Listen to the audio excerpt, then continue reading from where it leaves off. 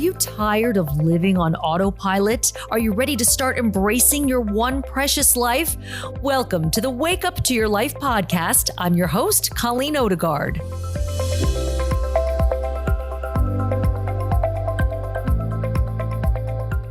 There are so many podcasts, and yet you hit play on this one. I do not take that for granted. I really am so glad that you found your way here. The conversations and the messages that I'm getting from people after a few episodes of the Wake Up to Your Life podcast are so meaningful. So very quickly, a sincere thank you. Those messages mean so much to me because this podcast is really precious to me. I care about it so much. I care about it like it's my little baby, my cute little baby, my little baby that keeps me up at night, and I have to feed it and care for it and nurture it. But I do feel that way. So thank you very much. I want this podcast to be useful to you. I want it to be easy to listen to, easy to understand, taking some complex concepts and trying to make them easy to understand. I really want this to serve you and to add value to you. So that is my goal when I'm recording these podcasts. Again, thanks so much for being here. So when people ask, how are you? You probably answer, fine, good, can't complain, busy, busy, busy. We hear that answer a lot. Busy, I'm just busy. Very rarely do we answer that question honestly. And the truth is, if we were to ask somebody how they're doing and they answered us with something that wasn't some version of fine, we might be like, whoa, okay, I wasn't looking for all that. But I wish we wouldn't do that. What if we asked ourselves and other people, how do you really feel? And we wanted the real answer. Maybe you feel anxious. Maybe you feel angry. Maybe you're sad or lonely or disappointed or fearful. Maybe you feel optimistic or enthusiastic or grateful. Whatever we feel, whatever emotion exists inside of us, we need to feel our feelings, and that's what we're talking about today. Now, this might not sound like a fun or sexy topic. It's not how to make $1 million, which I can't tell you how to do. It's not how to feel happy all the time, which, by the way, no one is. They're lying if they say they are. Feel your feelings might seem far less interesting to you, and I get it. You may even have seen the title of this podcast and thought, I don't know what this chick's talking about. I'm not sure. And I understand. But allow me to convince you why feeling your feelings is critical in order to wake up to your life, and how feeling your feelings can actually alleviate some of the suffering that you experience. I know that sounds weird and counterintuitive, but it can. Feeling your feelings can allow you to have richer conversations and intimacy with your partner, with your friends, your colleagues. And feeling your feelings and using them, mining them for information, can actually help you achieve your goals more quickly. So let's start with this. First off, why do we resist them? And you probably can answer this. Why don't you want to feel some of the things that you experience? Because they feel yucky, and we don't like to feel yucky. When it comes to sort of the dark or unpleasant emotions, we resist feeling them simply because they just don't feel good. And you already know that. We don't want to feel anxious or jealous or angry or frustrated or afraid. And the list goes on and on and on. And we actually spend a whole lot of energy trying to keep the lid on this stuff. We are so afraid that we're going to open the floodgates, that if we allow ourselves to feel this thing a little bit, like we're just going to be buried alive, that the feelings will overtake us. So then we order our lives around avoiding feelings. We use a lot of coping behaviors to do this. We overwork, becoming a workaholic, or buying something, shopping, drinking, being busy, busyness. We jam pack our schedule so that we don't have to sit by ourselves and be alone for a moment to feel our feelings. We eat too much, we gossip, scroll through social media, we numb out to feelings. Has this happened to you before? You've been eating mindlessly, because you were feeling anxious. You're feeling anxious. The next thing you know, you've eaten an entire sleeve of Thin Mints. Or is that just me? And God bless you, Girl Scouts of America, for creating a product that I really love. I love me some Thin Mints, especially if they've been in the freezer. Love them. But when you do that, you mindlessly eat. Generally, if you stop to ask yourself the question, what am I avoiding feeling? There's probably an answer to that question because it's not about hunger in that moment. Another reason you might resist feeling is that you learned at an early age it wasn't safe for you to have them, or they weren't validated, or it wasn't safe for you to express those feelings. I know that certainly is my experience. Maybe when you tried to express yourself, your reality was denied by the adults in your life. Mom, I feel anxious. Oh, no, you don't, honey. You're fine. There's nothing to be anxious about. Or I feel hurt. I wasn't invited to the birthday party. Oh, honey, don't worry about it. She's just jealous of you. Maybe things like that were said to you, or maybe you've even said that to your own children.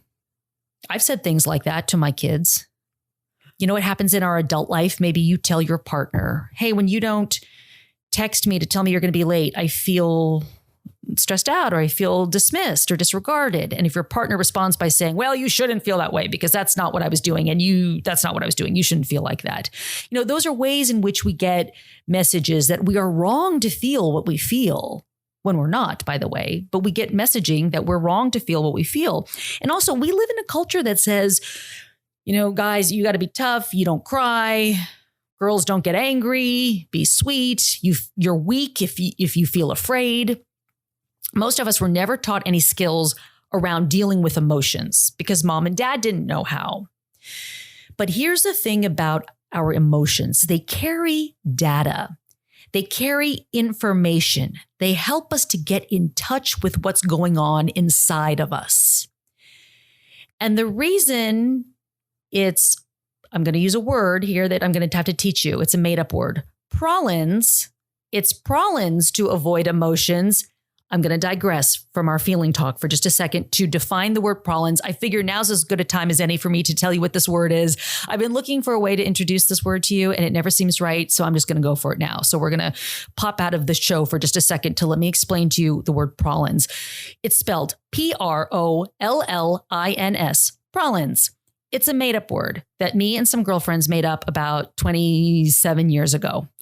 And prahlins can be an adjective, it can be a noun, and really it refers to problems or something is problematic or something isn't to your liking. A person can be prahlins. You can use this word in many different ways, like, oh girl, my hair is prahlins today, like I'm having a bad hair day. Or, oh my gosh, my date was such prahlins. Or, oh, work is prahlins right now. Oh, I've got major prahlins and cream on a cone. If we got prahlins and cream on a cone, we know we have a lot of problems going on. Okay, so prahlins. Just humor me with this. You'll find this word to come in handy. Just remember it. And when I use it in sentences in this show and going further, you'll really get it. Okay, so the reason it's prahlins to avoid emotions, prahlins, is that when we deny our feelings, they don't just go away. In fact, they actually grow stronger. They grow stronger in your body. And when we don't acknowledge them, we numb out or we act out. And that causes all kinds of prahlins for ourselves in our lives.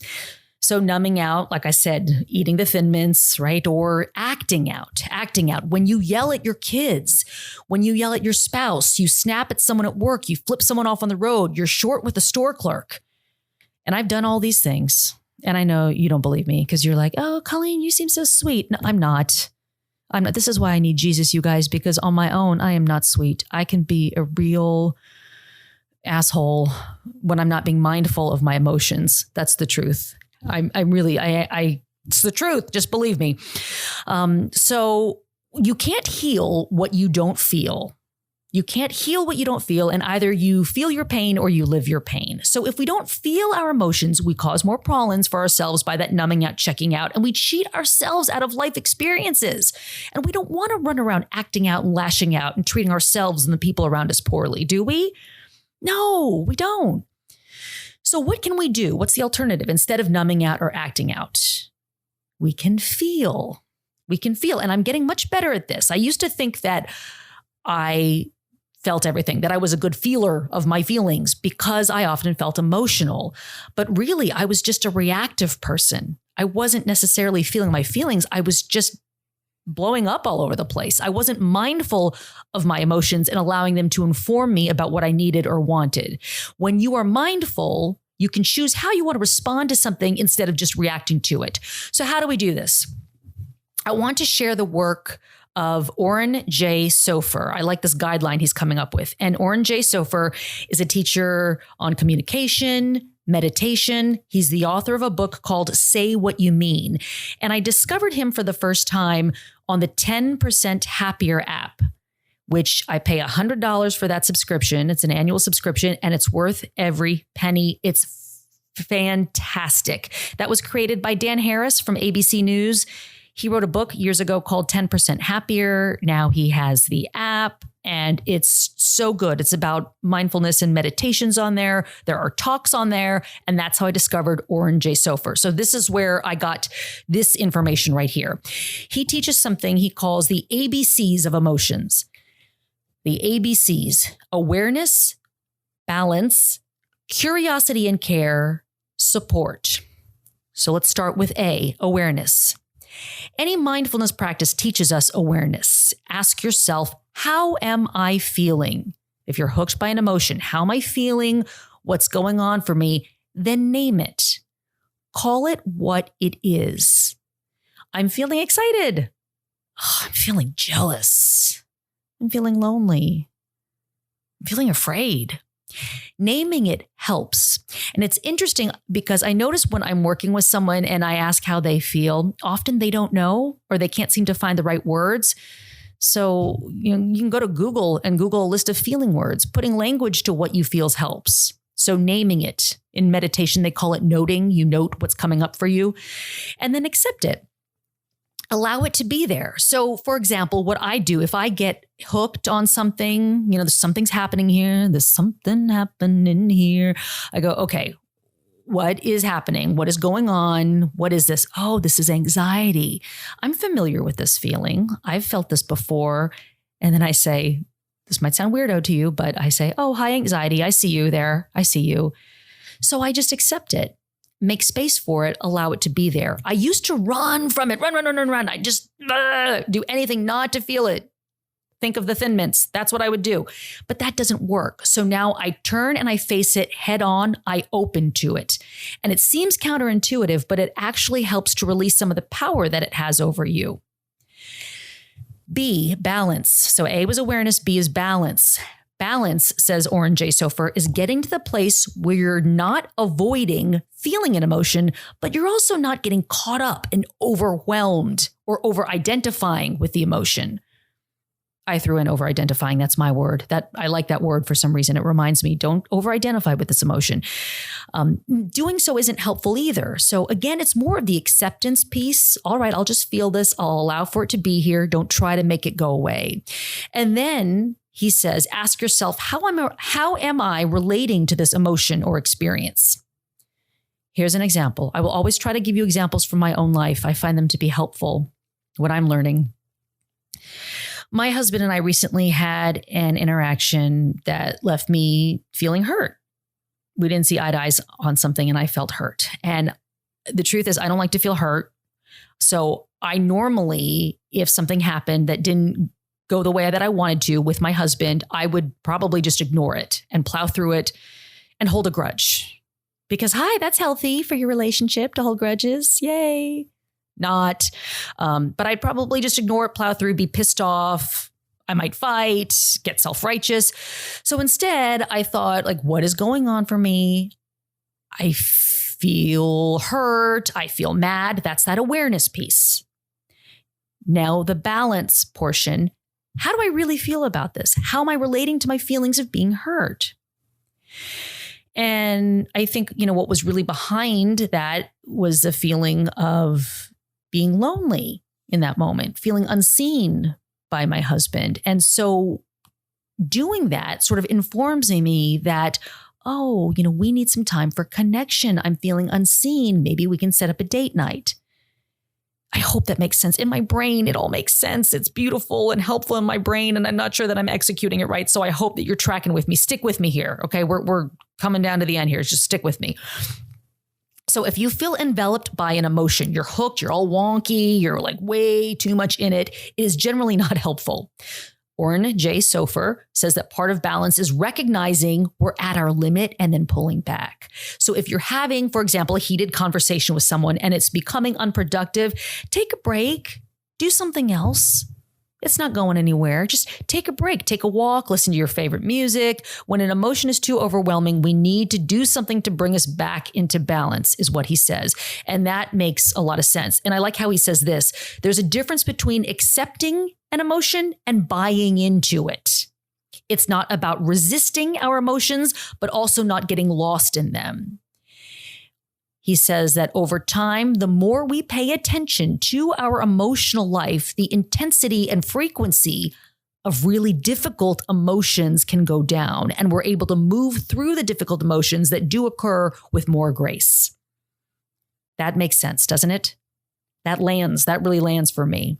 C, curiosity and care. Meet the emotion with curiosity. What does this feel like in my body? What is this about for me? What is this emotion trying to tell me? Is it trying to inform me of something? It's very easy to get into drama about our emotions, is it not? It's so easy to get into drama, whether it's something that someone else did or we're reacting to something that happened or something that we've just created in our minds. It's very easy to come up with some narrative or story and get very dramatic about it. Meeting the emotions with curiosity can help with this. So, I feel anxious a lot. I've had anxiety my whole life. And the way that feels in my body is always like this. It's a tightness in my chest. So again, getting curious about it, I think, what's going on in my body? Tightness in my chest. It's hard to breathe, a lot of shallow breathing. My chest just feels so tight. It helps to get into the sensations that are happening in your physical body. Stop ruminating on the thing that happened that has you feeling the way you feel, and instead get in touch with what's happening in your body. I even sometimes ask, what does it look like? What does it look like? If it looked like something, this emotion, what would it look like? Does it have a color? Does it have a shape? How does it feel inside? Does it feel tingly? You feel hot?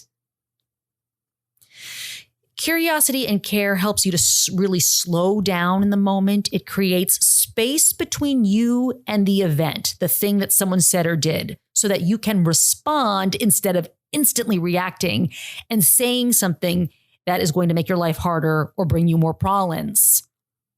We don't want problems. We're trying to get rid of problems or be able to handle problems more skillfully.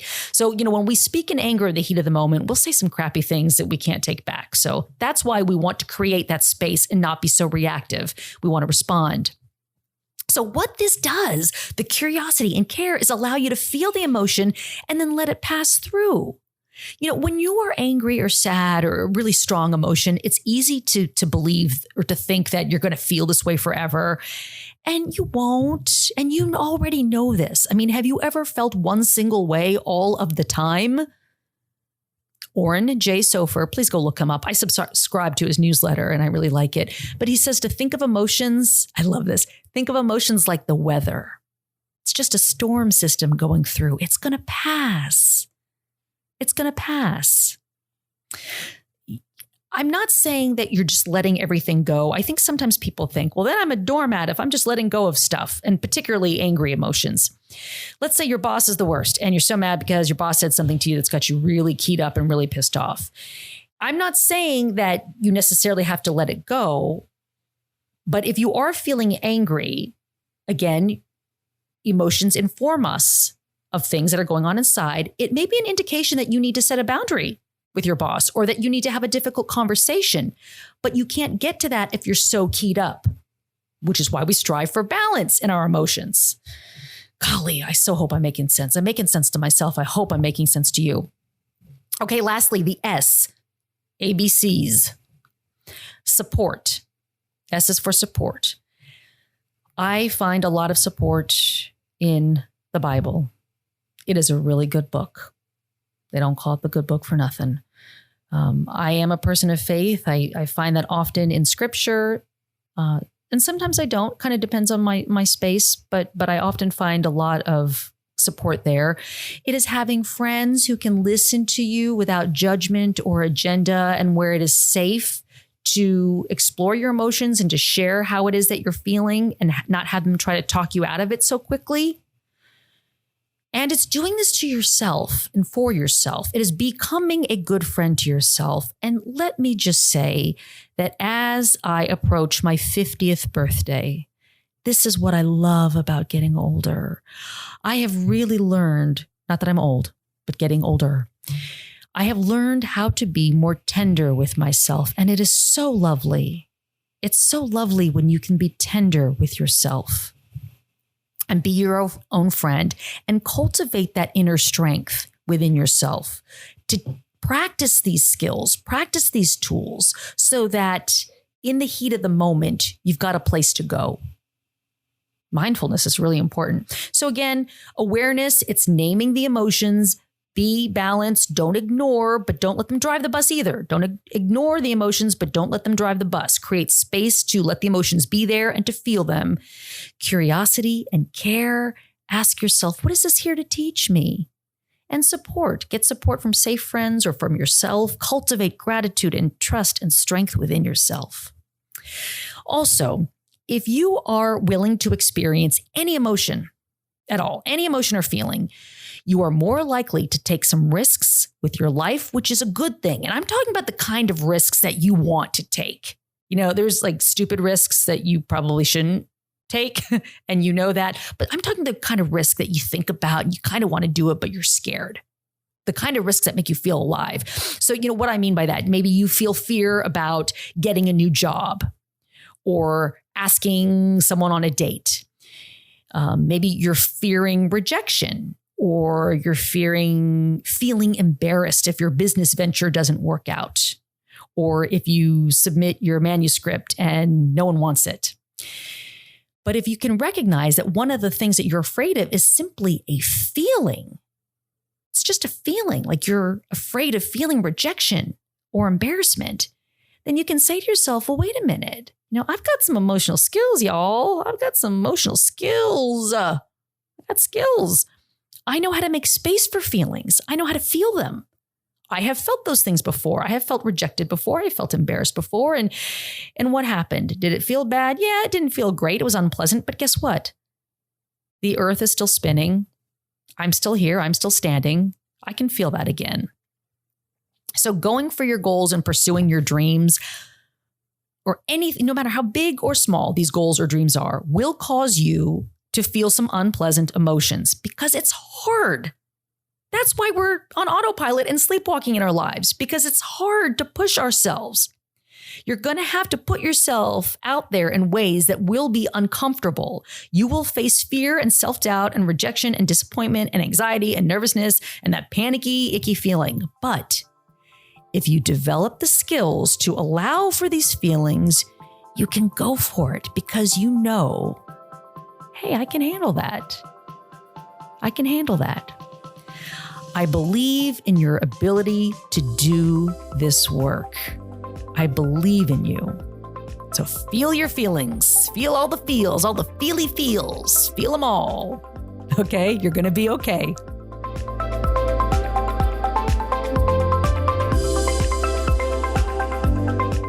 Thanks for listening to the Wake Up to Your Life podcast. If you enjoyed this episode, take a moment to subscribe for free on your favorite podcast platform. And while you're there, would you do me a favor and give this show a rating and leave a review? Doing so helps other people to find this show. You can follow me on social media. I'm on Instagram at Colleen_Odegaard. That's at Colleen_ODEGAARD. And if you're interested in learning more about my coaching programs, check out my website, wakeuptoyourlife.net. That's it for now. Talk to you soon.